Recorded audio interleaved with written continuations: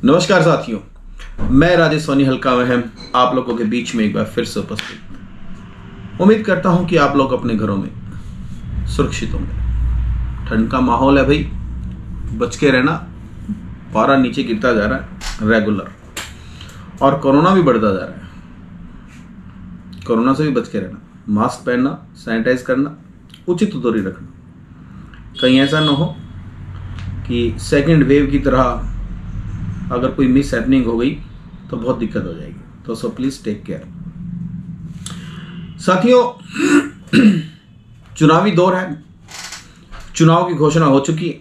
जब घोषणा हो ही चुकी तो मेरे हिसाब से आम आदमी की भी ड्यूटी बनती है कि भाई जो पार्टियां मैदान जंग में हैं उनका घोषणा पत्र क्या है क्या नहीं, इस चीज का तो पता नहीं, मगर आपकी अपनी रिक्वायरमेंट जरूर होनी चाहिए कि भाई आपके घोषणा पत्र में हमारी रिक्वायरमेंट है या नहीं। अगर आपकी रिक्वायरमेंट उनके घोषणा पत्र में है तब तो आप उनको वोट देकर के सपोर्ट करें, अदरवाइज बिल्कुल ना करें। जैसे कि कर्मचारी पेंशन पहले लागू हुआ करती थी, मिला करती थी,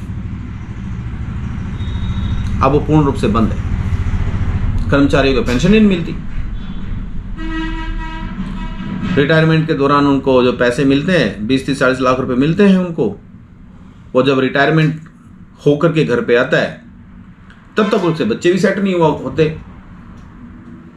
जब बच्चे सेट नहीं होते तो उनको मजबूरन वो पैसा जो है उनके बिजनेस में लगाना पड़ता है। बिजनेस चलेगा नहीं चलेगा वो एक अलग बात है, मगर ये एक जुआ हो जाता है।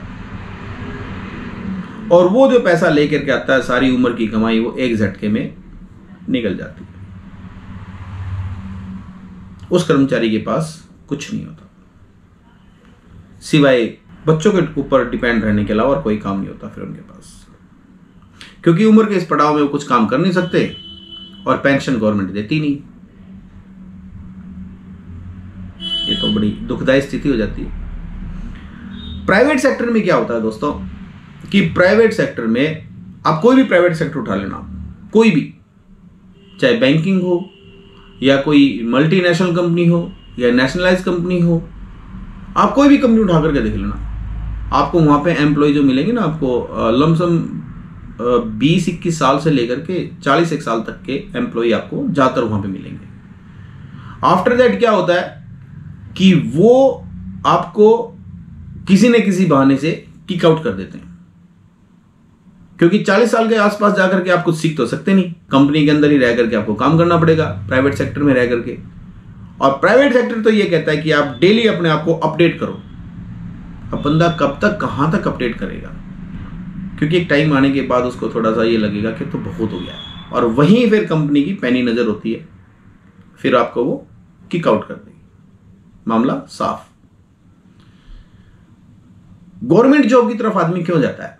गवर्नमेंट जॉब की तरफ आदमी इसलिए जाता है कि भाई उसको रोजी रोटी मिले, उसको बुढ़ापे का सहारा मिले, उसको पेंशन मिले रिटायरमेंट के बाद, ताकि वो अपना बुढ़ापा अपने बच्चों के साथ आराम से काट सके, अपने जीवन साथी के साथ। अगर बच्चे उसका साथ ना दें तो वो बच्चों पे निर्भर ना होकर के अपने जीवन संगनी के साथ आराम से अपना बुढ़ापा काट सके। मगर गवर्नमेंट तो पेंशन देती नहीं और ना ही दे रही है। जब गवर्नमेंट पेंशन दे ही नहीं रही है तो आप लोग मांगिए अपना हक। भाई, कर्मचारी पेंशन होनी चाहिए या नहीं होनी चाहिए? अगर कर्मचारी पेंशन होनी चाहिए तो ये बात हम गवर्नमेंट से अपनी मांग क्यों ना मनवाएं? मनवानी चाहिए हमें। भाई, जब एमएलए एमपी की पेंशन हो सकती है, वो भी जबकि 5 साल के लिए बनते हैं, और कर्मचारी तो लगभग 58-60 साल तक की जॉब करने के बाद आता है और उसको पेंशन नहीं मिलती, तो एक गलत चीज है। तो मेरी आप लोगों से एक रिक्वेस्ट है कि आप लोग आवाज उठाइए कि जो पार्टी कर्मचारी पेंशन लागू करेगी हम उस पार्टी को वोट करेंगे और सपोर्ट करेंगे, अदरवाइज नहीं करेंगे। उसके घोषणा पत्र में यह बात आई तो उसको सपोर्ट करना है। यही टाइम है दोस्तों, इलेक्शन के दौरान ही करवा सकते हैं आप, उसके बाद से कुछ नहीं। उसके बाद तो पहले तो आप लोगों के आगे हाथ जोड़ते जोड़ते घूमेंगे, फिर आप लोगों से ये पूरे तड़वे चटवा देंगे। ध्यान रखना, पहले बता रहा हूं, सोच समझ के वोट करनी है। आप लोग अपनी मांग रखिए, बिना मांगे तो मां भी दूध नहीं देती। ये तो नेता है यार, कौन देगा? कुछ नहीं देगा। जब इनकी पेंशन चालू है लाखों रुपए में, तो हमने कौन सा मोरनी का बाठा मार दिया भाई?